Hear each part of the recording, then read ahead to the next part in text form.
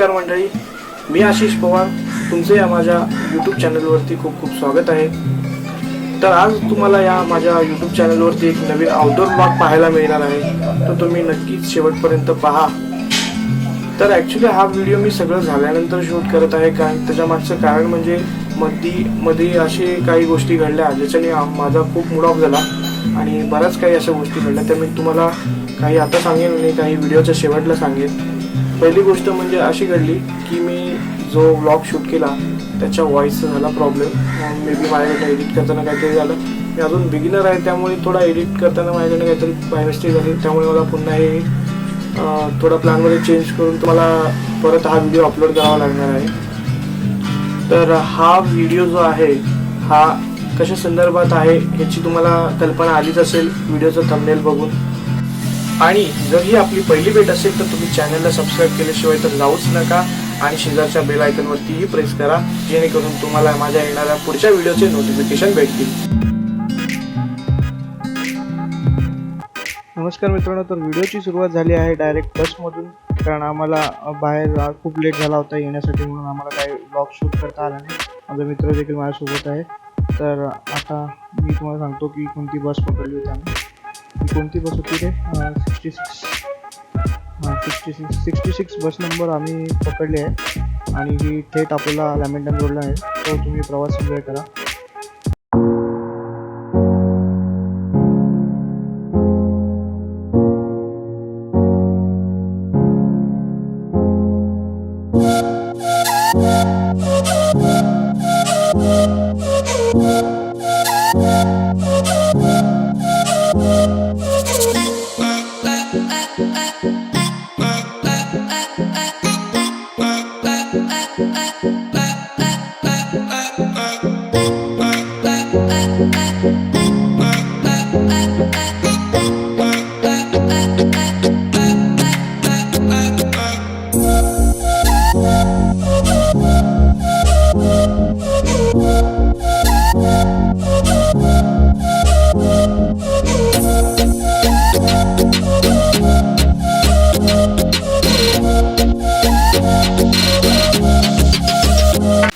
तर आता आम्ही डायरेक्ट आलो आहे शॉपमध्ये, आणि शॉपमध्ये येऊन यायच्या आधी आम्ही हे सगळे पार्ट्स ऑर्डर करून ठेवले होते. त्याला फोन करून सांगितलं होतं की पार्ट्स सगळे रेडी ठेव, आम्ही आल्यावरती लगेच डिलिव्हरी घेणार आहे असेंबल करून.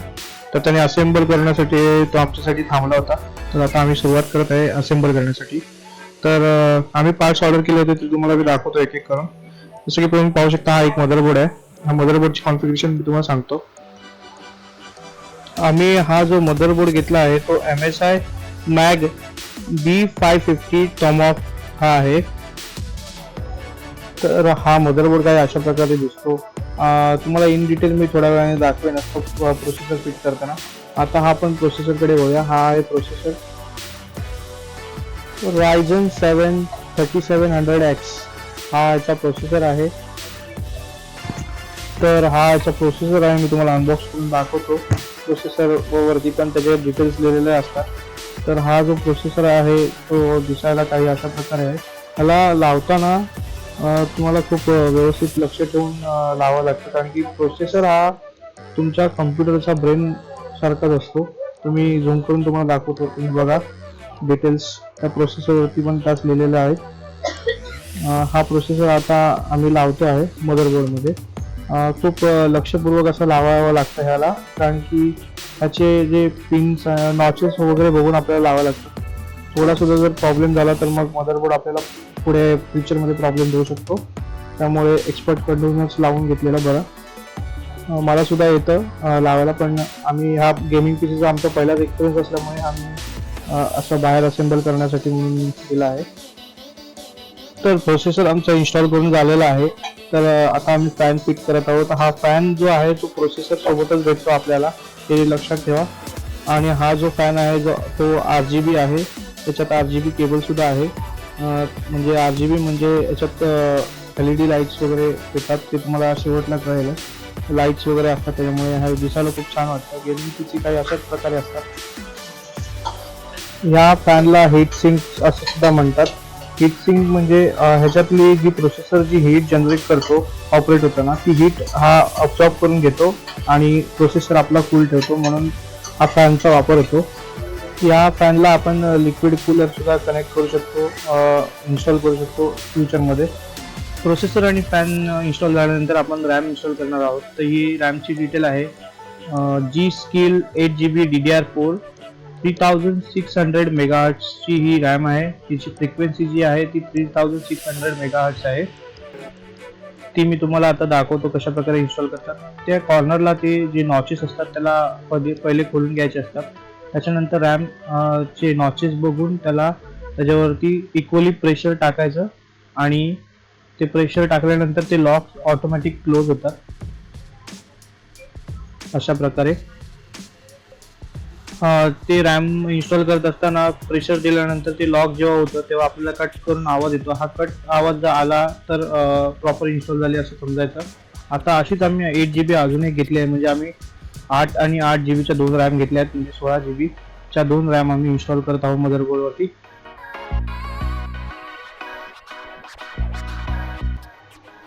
रॅम इन्स्टॉल केल्यानंतर बाकीचं मदरबोर्डचं काम तरी सगळं झालेलं आहे. तर आता हा प्रोसेसरचा बॉक्स आम्ही बाजूला ठेवतो, म्हणजे मदरबोर्डचा प्रॉपर काम झालेलं आहे. आता आपण वळूया दुसऱ्या कामाकडे, ते म्हणजे SMPS. SMPS हे काय असतं? SMPS म्हणजे स्विच मोड पॉवर सप्लाय. हा AC टू DC कन्वर्ट करून पॉवर देतो CPU ला. AC टू DC कन्वर्ट करतो म्हणजे अल्टरनेट करंटला तो डायरेक्ट करंटमध्ये कन्वर्ट करतो आणि हा PC आपला चालू होतो ह्याच्या थ्रू. हा सुद्धा एक महत्त्वाचा घटक आहे आपल्या कम्प्युटर मधला, असं आपण बोलू शकतो. हा प्रॉपर जे अल्टरनेट करंट देणार असतं, जे म्हणजे फ्लक्च्युएशन वगैरे, हे हा जो SMPS आहे हा सगळा अल्टरनेट करंट चा लोड आपल्यावरती घेतो आणि आपल्या PC ला डॅमेज होण्यापासून वाचवतो. तर ह्याचं हे काम अशा प्रकारे आहे. तर हा जो SMPS आहे हा आपल्याला इन्स्टॉल करण्यासाठी CPU ची CPU कॅबिनेटची गरज लागेल. आपल्याला हा इन्स्टॉल कॅबिनेटमध्येच करावा लागतो, कारण की त्याची जागा कॅबिनेटमध्येच असते. जसं की तुम्ही पाहू शकता या व्हिडिओमध्ये की हा आम्ही असा त्याच्या एका प्रॉपर केबिनमध्ये आम्ही सेट केलाय आणि त्याला स्क्रूजनी फिट करत आहोत.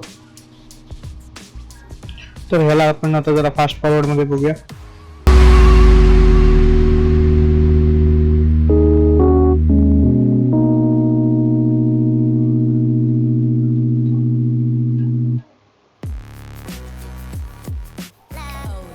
हा जो SMPS आहे हा ATX SMPS आहे.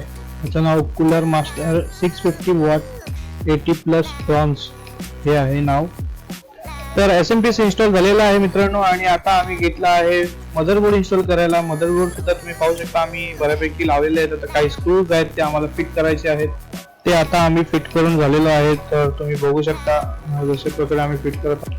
हे जे स्क्रूज आहेत ते आम्हाला व्यवस्थित लावायचे लागणार, कारण की मदरबोर्ड प्रॉपर तिथे फिक्स झाला पाहिजे, अजिबात हल्ला सुद्धा नाही पाहिजे. त्यामुळे तोपर्यंत तुम्ही फास्ट फॉरवर्ड बघा.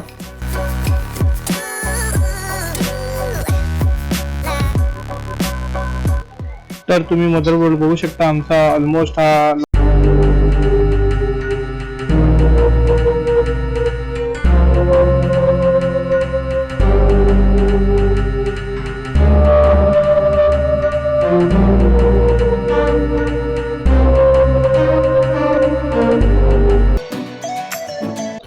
तर आमचं मदरबोर्ड आणि SMPS इन्स्टॉल करून प्रॉपरली झालेलं आहे. आता हे जे केबल्स दिसतात ते आम्ही आता प्रॉपरली असं ऑर्गनाइज करून घेणार आहेत. तुम्हाला आता ते पुढे दिसेलच. तर ह्या केबल आपल्याला ह्या साईडून तुम्हाला दाखवतो. मदरबोर्डच्या ठिकाणी काही खाचे आहेत, त्या खाच्यांवरून केबल खेचून घ्यावी लागेल. तुम्हाला दाखवतो मी आता.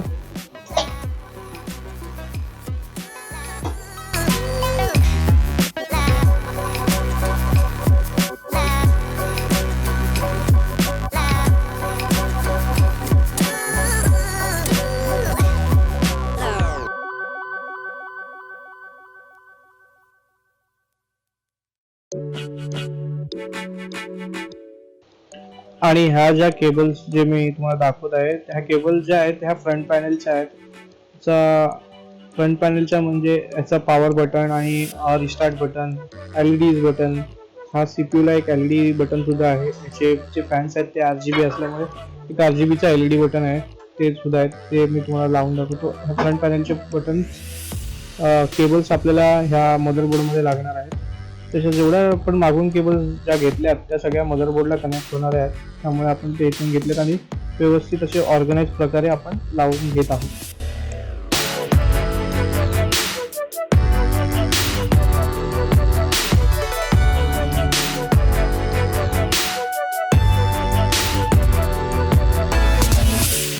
केबल्स लावल्यानंतर तुम्हाला काही अशा प्रकारे दिसेल. तुम्ही पाहू शकता आम्ही केबल्स कशा प्रकारे लावले आहेत. हे बघा, वरती सुद्धा आम्ही केबल्स कशा प्रकारे कनेक्ट केलेले आहेत. ज्या SMPS मधून आलेल्या सुद्धा केबल आम्ही कशा प्रकारे लावले ते तुम्ही पाहिलाच असाल. आता आपण पाहूया याचा अजून एक पार्ट, तो म्हणजे SSD म्हणजे सॉलिड स्टेट ड्राईव्ह. ही नॉर्मल हार्ड डिस्क पेक्षा फास्ट असते. ही SSD means nothing but your hard disk. SSD ही नॉर्मल हार्ड डिस्कपेक्षा फास्ट असते आणि त्याचं कारण म्हणजे SSD जी असते तिला चिप्स असतात आणि नॉर्मल हार्ड डिस्क असतात त्याच्या प्लेट्स त्याचे जसे घुमतात, जसे फिरतात तसं त्याचा डेटा रीड राईट होत असतो. त्यामुळे ह्याच्यावरती खूप चिप असल्यामुळे म्हणजे ही बघाल तर तुम्ही अगदी रॅम सारखी दिसते. NVMe सुद्धा बोलतात त्याला, NVMe SSD बोलतात. रॅम सारखी दिसते. त्यामुळे तुझा स्पीड हा नॉर्मल हार्ड डिस्कपेक्षा डबल असतो, डबल केबल म्हणू शकतो आपण. आता तुम्हाला आम्ही दाखवतो की आम्ही SSD कशा प्रकारे इन्स्टॉल करत आहोत. SSD इन्स्टॉल करण्यासाठी आम्हाला त्याचा मदरबोर्ड मधला एक SSDचा PCI स्लॉटचा एक पॅनल आम्हाला खोलावा लागला. आणि ही SSD जी आहे ती आम्ही किंगस्टोन कंपनीची घेतली आहे. किंगस्टोन कंपनीची 8500 GB ची ही NVMe SSD रॅम आहे. तिला 5 वर्षाची वॉरंटी येते. ह्याच्या कम्प्लीट बिल्डमध्ये फक्त ही SSDच आहे की तिला 5 वर्षाची वॉरंटी असते. बाकीचे सगळे पार्ट्स आहेत त्यांना 3 वर्षाची आणि याचा जो कॅबिनेट आहे, गेमिंग पीसी जो कॅबिनेट आहे त्याला 1 वर्षाची वॉरंटी असते. आता तुम्ही पाहू शकता जी आम्ही खाली SSD इन्स्टॉल केली होती ती काढून आम्ही पुन्हा वरच्या स्लॉटमध्ये टाकत आहोत. कारण की याचं कारण म्हणजे आम्हाला कळलं आहे की याची जो फर्स्ट स्लॉट आहे तो डायरेक्ट CPU शी कनेक्टेड असतो आणि सेकंड आहे तो डायरेक्ट कनेक्टेड नसतो. तो वाया जातो आणि हा प्रायमरी स्लॉट आपण बोलू शकतो. त्यामुळे आपल्याला परफॉर्मन्समध्ये खूप चांगला इफेक्ट पडतो. त्यामुळे आम्ही तो फर्स्ट स्लॉटमध्ये लावला आहे. आता आम्ही त्या स्लॉटला बंद करत आहोत. त्या स्लॉटला बंद करण्यासाठी त्याचं एक कव्हर आहे, ते कव्हर त्याच्यावरती लावून स्क्रूनी फिट करून आम्ही ते स्लॉट आता बंद करणार आहे. ते तुम्ही पाहाच.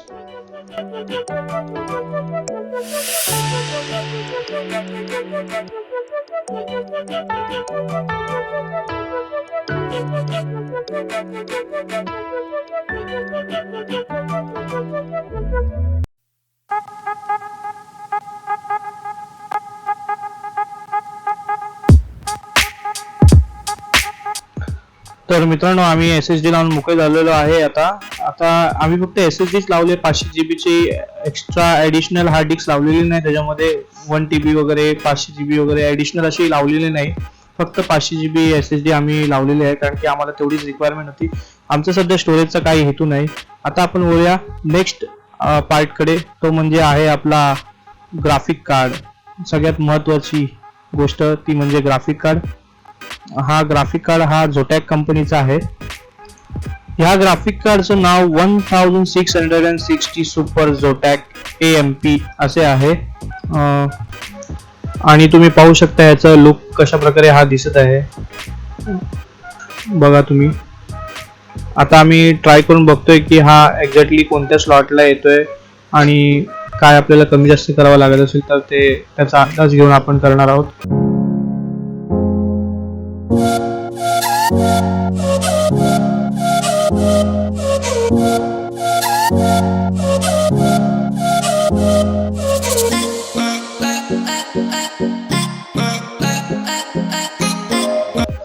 तर हा जो ग्राफिक कार्ड आहे ना मित्रांनो, तो खूप वजनाने असा भारी असा आहे.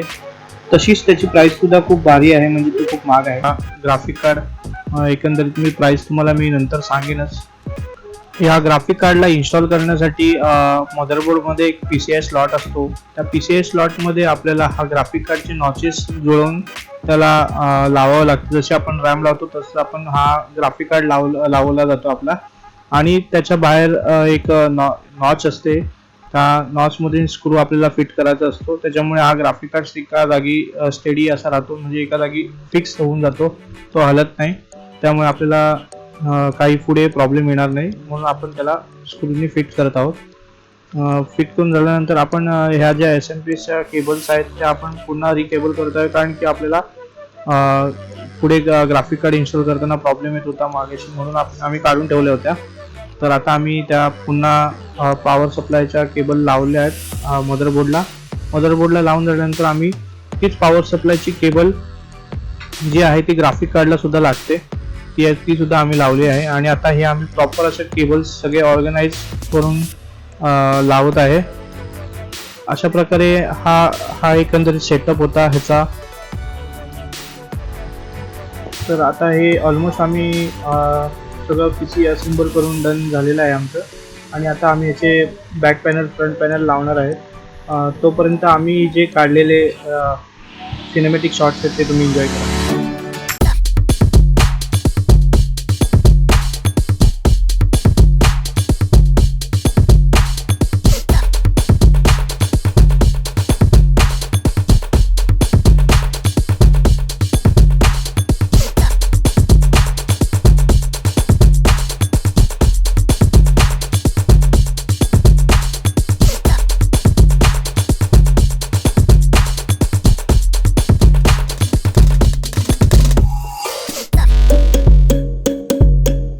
हे काही अशा प्रकारे आम्ही काय करून ठेवलेले आहेत, व्यवस्थित प्रकारे ऑर्गनाईज केलं आहे. आता आम्ही याचे फ्रंट पॅनल बॅक पॅनल लावणार आहे.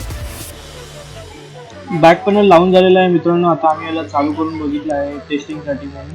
तर बघू शकता तुम्ही किती छान लुक दिसतो आहे याचा.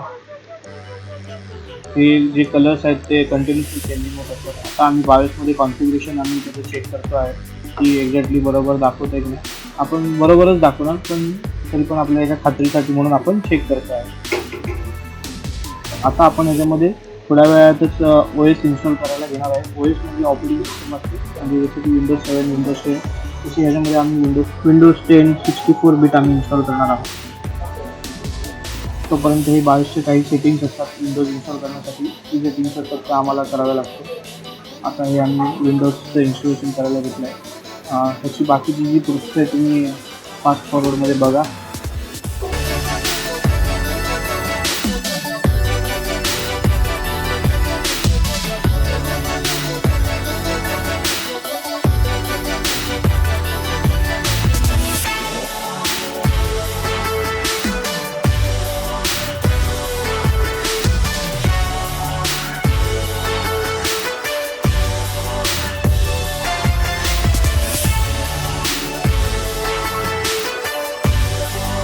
तर मित्रांनो, आमचं ऑपरेटिंग सिस्टम इन्स्टॉल करून झालेलं आहे आणि तुम्हाला आम्ही दाखवतो ह्या सिस्टमचे कॉन्फिगरेशन काय आहे ते.